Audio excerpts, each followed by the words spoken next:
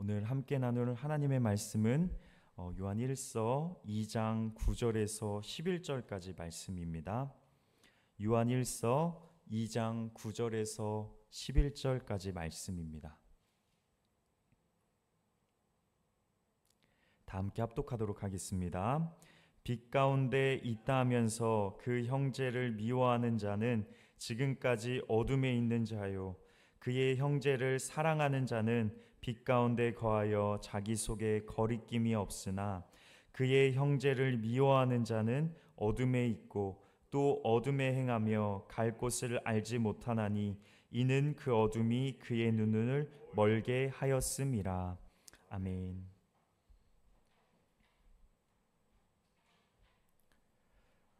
하나님의 말씀을 나누기에 앞서 담임 목사님 소식을 먼저 전합니다. 최근 허리 시술을 무사히 잘 마치시고 담임 목사님은 하나님 은혜 가운데 잘 회복 중에 있으신데요. 다만 아직 그 장기간 오래 서 있거나 또 앉아 계시는 것이 좀 다소 불편하셔서 원래 오늘 새벽 예배를 직접 인도하시려던 계획을 잠시 미루게 되었습니다. 의료진의 권고에 따라 휴식이 더 필요한 만큼 제가 대신 말씀을 전하게 되었으니 이해해 주시고 또 목사님의 완전한 회복을 위해 함께 기도해 주시기 바랍니다. 함께 오늘 말씀 나누도록 하겠습니다. 혹시 오늘 새벽에 어떤 알람 소리에 눈을 뜨셨습니까?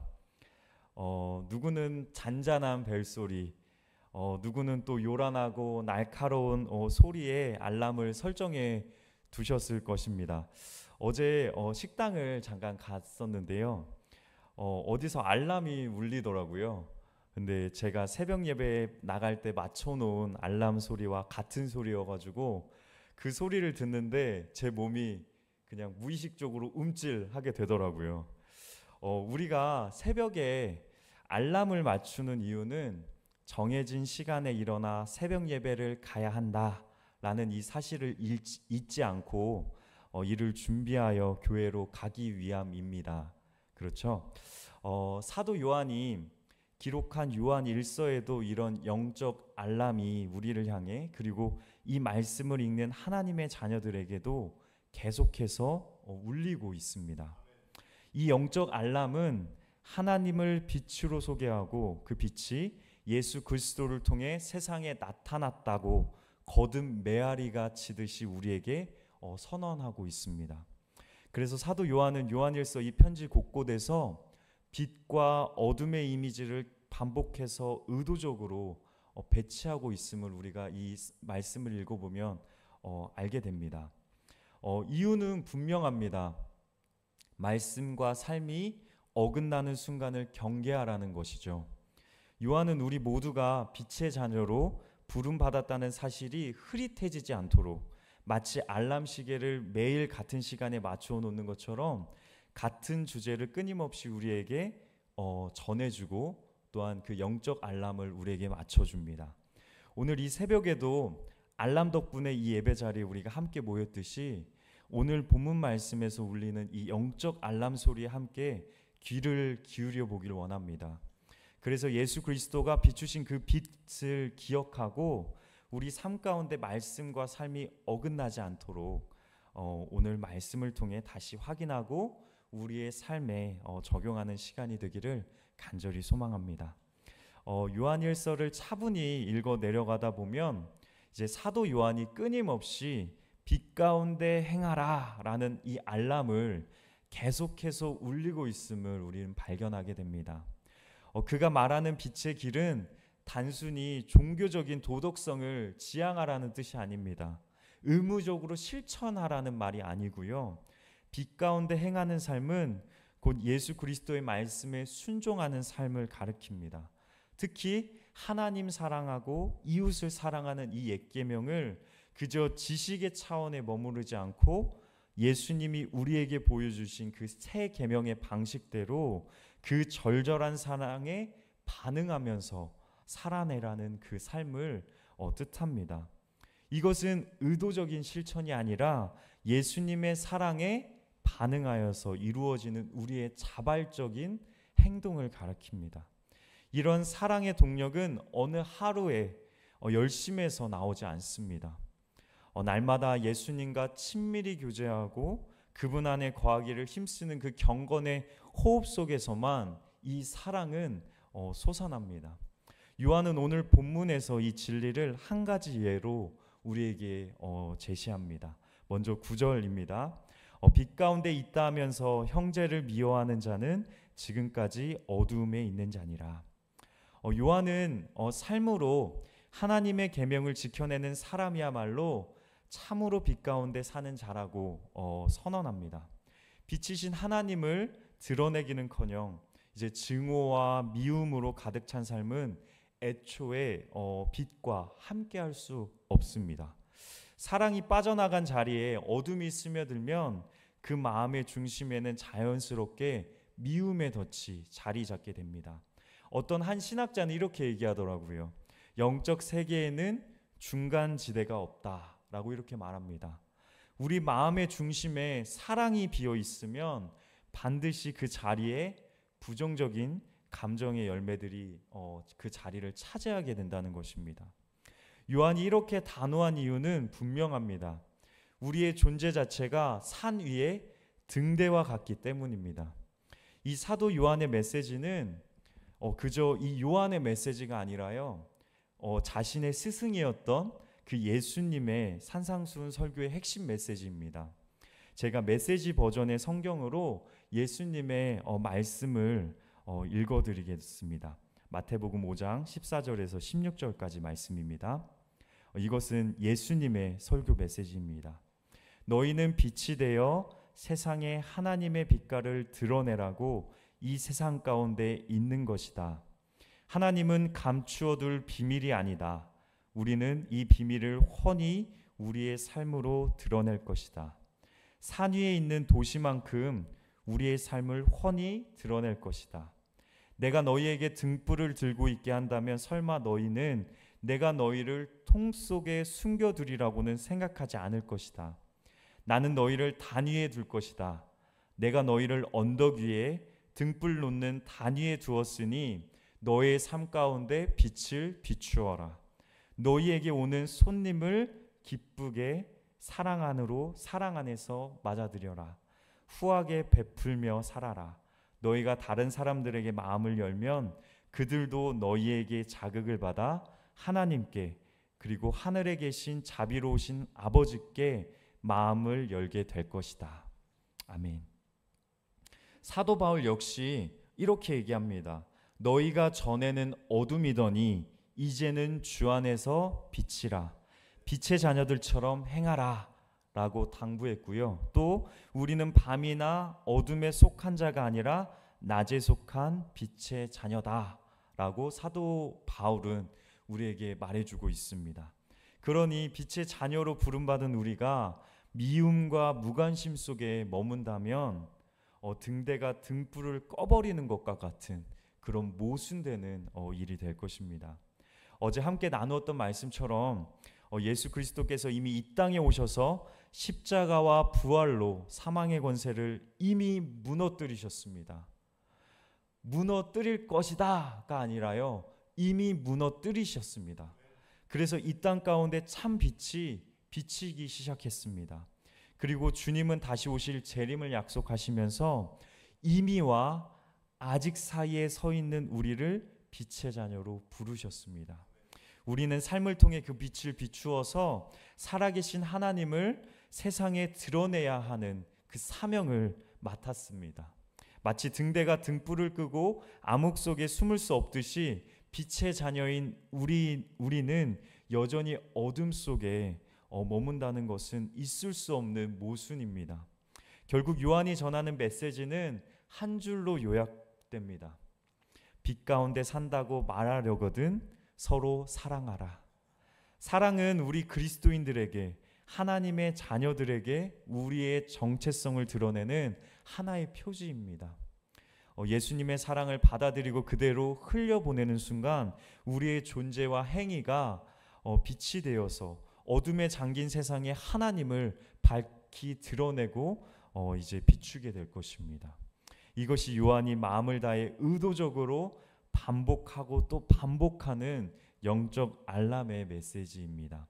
오늘 본문 말씀 10절과 11절은 이제 사도 요한이 맞추어 놓은 영적 알람을 따라서 살아가는 자들과 또 반면에 이 영적 알람을 그냥 꺼버리고 무시하며 살아가는 자들의 특징에 대해서 각각 소개하고 있습니다. 먼저 10절입니다. 형제를 사랑하는 자는 빛 가운데 거하여 자기 속에 거리낌이 없느니라. 형제를 사랑한다는 것은 단순한 인간적 호의 때문이 아니라 하나님의 빛 안에 거한다는 하나의 표지입니다.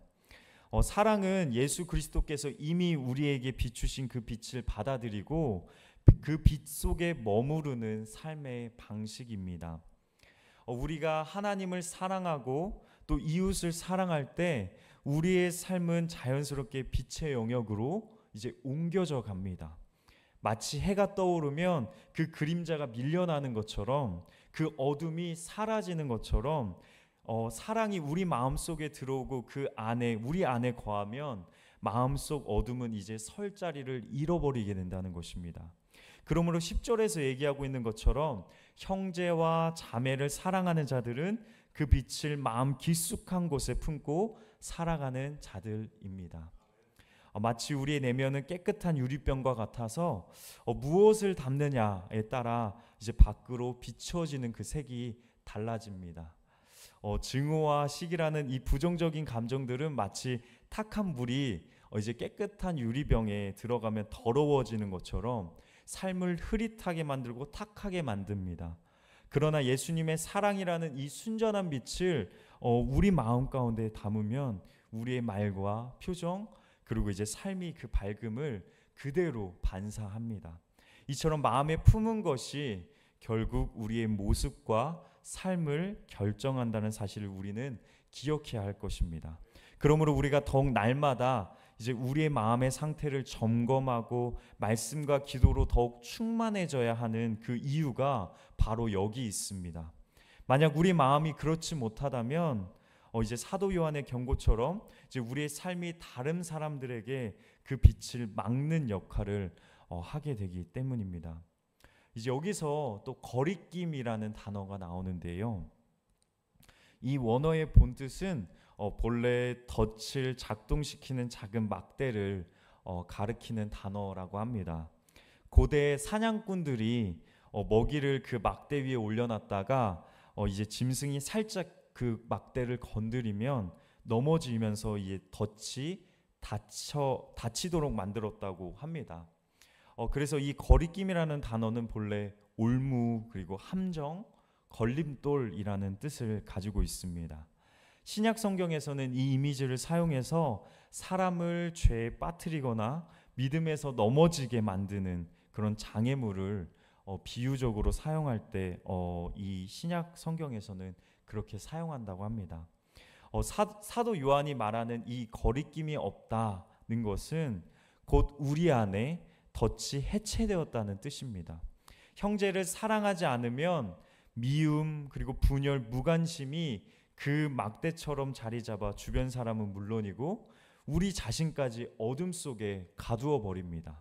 하지만 10절에서 말하고 있는 것처럼 형제와 자매를 사랑하는 것은 그 덫들을 뽑아내어 주변을 실족장치 없는 그런 안전지대로 우리의 삶을, 우리의 마음을 바꾸어 줍니다.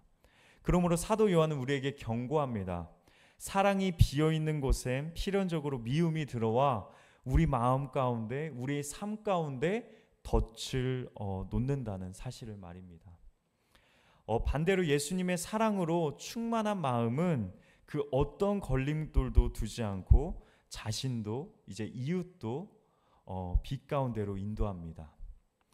이것이 빛의 자녀로 부름받은 우리의 정체성이고 요한이 우리에게 끊임없이 울려주는 영적인 알람입니다. 이러한 빛의 정체성을 삶 가운데 드러내는 은혜가 우리의 삶 가운데 가득하기를 소망합니다. 이제 마지막으로 사도 요한은 11절에서 영적인 알람을 끄고 살아가는 어둠 속에 머무는 자들이 처한 그런 삶에 대해서 이렇게 얘기합니다. 메시지 버전입니다. 형제를 미워하는 사람은 아직도 어둠 속에 있고 어둠 속에서 넘어지며 자기가 어디로 가는지 알지 못한다. 어둠이 그의 눈을 가렸기 때문이다 라고 사도 요한은 얘기합니다.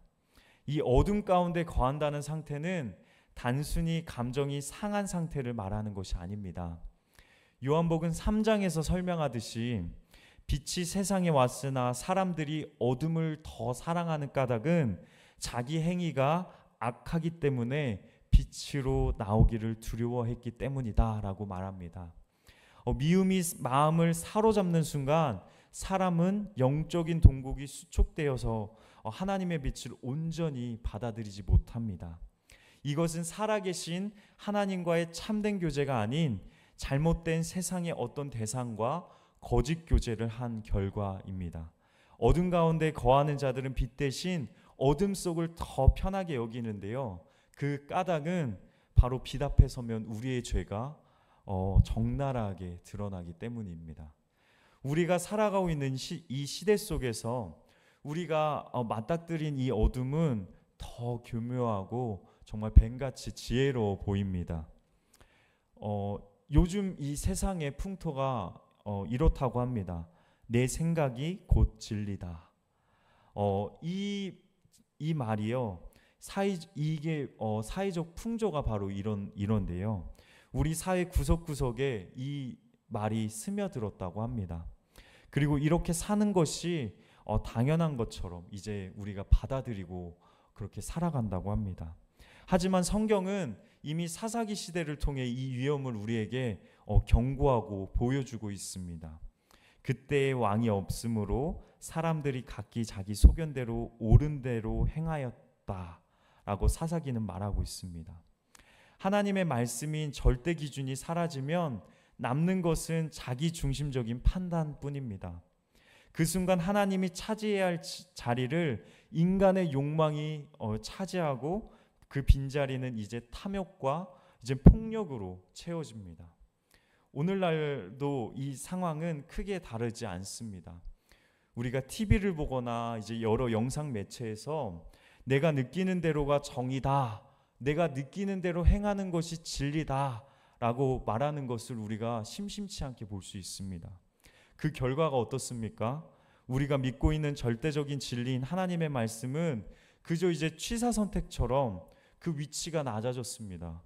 그리고 가짜 뉴스나 음모론이 내 기분과 이익에 맞으면 곧장 그것들이 사실이 되는 그런 시대에 우리가 살아가고 있습니다. 영원한 생명보다는 지금 내가 누리는 잠깐의 편리함을 우선시하고 완전한 정의보다 개인의 취향이 우선시되는 시대가 바로 우리가 살아가고 있는 이 시대입니다. 결국 서로 다른 진리 조각들이 충돌하면서 우리는 사사기 시대와 다르지 않는 혼란 속에서 우리가 살아가고 있습니다. 이것은 마치 하나님의 빛을 거부하고 어둠 속에서 각자 만든 그 고장난 손전등을 가지고 길을 찾지 못하고 서로를 향해 막 부딪히면서 혼란 가운데 거하는 그런 형국입니다. 사도 요한은 이런 시대의 어둠을 정확하게 진단하고 있습니다. 빛이신 예수님을 떠난 미움과 자기 확신은 눈을 멀게 하여 자신이 어디로 가는지 알지 못하게 만든다고 11절에서 이렇게 얘기합니다. 다시 말해 사랑 없는 자기 자신의 진리는 결국 스스로를 속이는 이 어둠의 미로에 자신을 빠뜨릴 뿐입니다. 그러므로 요한은 우리에게 절박하게 외칩니다. 빛 가운데 거하라고 말입니다. 곧 내 생각과 세상적 가치관에 따라 선택하는 것이 아니라 남들이 다 간다고 똑같이 그 길을 따라가는 것이 아니라 예수님의 사랑 안에서 생각하고 판단하며 살아가라는 것입니다. 오직 예수님의 말씀만 진리로 받아들이며 그 말씀만을 가지고 이 시대를 살아가라는 것입니다. 그래야만 우리가 걸어갈 길이 다시 성명해지기 때문입니다. 오늘 본문 말씀을 통한 요한의 메시지는 분명합니다. 사랑하지 않는 한 우리는 살아계신 하나님을 비추는 빛을 볼 수 없고 어둠 속에서 길을 찾을 수도 없다는 그 메시지입니다. 미움은 덫이 되어서 나뿐만 아니라 내 주변의 이웃을 실족시킵니다. 그리고 결국 자신을 더 깊은 어둠 속으로 끌고 들어갑니다. 근데 문제는요, 그게 나뿐만 아니라 내 주변에 있는 이웃에게까지도 그 영향을 끼친다는 사실입니다. 그러나 빛은 이미 이 세상 가운데 나타났습니다. 예수 그리스도께서 십자가로 우리의 죄를 드러내는 동시에 제거하셨고요, 부활로 새로운 시야를 우리의 눈을 밝히 열게 하여 주셨습니다. 그러므로 지금 미움의 어둠 속에서 머무는 것은 등불이 켜진 방 한가운데서 우리가 스스로 우리의 눈을 가리고 있는 것과 같습니다. 하나님은 오늘도 빛이 있으라 라고 하셨던 이 창조의 음성으로 하나님과 이웃을 예수님이 우리를 사랑하셨듯이 사랑하라고 이 새 계명으로 우리를 부르시고 계십니다. 그 부름에 우리가 응답하여 눈을 가린 손을 이제 내려놓고 사랑의 빛 가운데로 계속해서 걸어가며 살아가는 우리 모두가 되기를 주님의 이름으로 간절히 소망합니다. 함께 기도하겠습니다. 사랑과 은혜가 풍성하신 하나님, 연약하고 죄 많은 우리를 끝까지 사랑해 주시니 감사드립니다. 죽을 수밖에 없던 우리를 살리실 뿐만 아니라 이제는 주님의 빛을 세상 가운데 나타내고 또 증거하는 사명에 우리를 사용해 주셔서 감사드립니다. 우리 모두가 주님의 계명을 따라 사랑으로 살아가기를 원합니다. 날마다 우리에게 은혜를 더하여 주시고 우리의 마음의 중심에 오직 주님의 사랑으로 가득 채워주셔서 그 사랑을 이제 우리의 삶으로 전하는 자들이 되게 하여 주옵소서. 우리는 연약하오니 넘어지지 않도록 우리를 붙잡아 주시고 영육 간의 강건함과 성령의 충만함을 부어주셔서 우리에게 맡겨주신 이 빛의 사명을 온전히 잘 감당할 수 있도록 도와 주옵소서. 특별히 주님의 치유의 손길이 필요한 우리 성도님들을 위해 간구합니다. 질병과 고통 가운데 있는 우리 지체들의 몸과 마음을 주님께서 어루만져 주시고 회복과 위로와 평안을 허락하여 주옵소서. 이 고난의 시간들을 통해 주님을 깊이 경험하게 하여 주시고 믿음으로 이 시기를 잘 이겨낼 수 있도록 주님 도와주옵소서. 또한 사랑하는 우리 담임 목사님을 위해 기도합니다. 하나님께서 주의 종에게 날마다 새 힘을 부어주시고 말씀과 기도로 충만케 하여 주셔서 맡겨주신 사명을 능히 잘 감당할 수 있도록 주님 도와주옵소서. 특별히 목사님의 건강을 지켜주시고 마음과 생각을 주의 평강으로 가득 채워 주옵소서. 그래서 주의 몸된 이 교회를 더욱 아름답게 세워가는 도구로 주님 값지게 사용하여 주옵소서. 오늘 하루도 주님만을 의지하는 새날이 되게 하여 주시고 우리의 삶을 통해 주님의 임재와 진리를 나타내는 증인의 삶을 이 땅 가운데 살아가게 하여 주옵소서. 이 모든 것들을 주님께 간구하며 살아계신 예수 그리스도의 이름으로 간절히 기도드립니다. 아멘. 하늘에 계신 우리 아버지여, 이름이 거룩히 여김을 받으시오며 나라의 마옵시며 뜻이 하늘에서 이루어진 것 같이 땅에서도 이루어지리이다. 오늘 우리에게 일용할 양식을 주옵시고 우리가 우리에게 죄진 자를 사하여 준 것 같이 우리의 죄를 사하여 주옵시고 우리를 시험에 들지 말게 하옵시며 다만 악에서 구하옵소서. 대개 나라와 권세와 영광이 아버지께 영원히 있사옵나이다.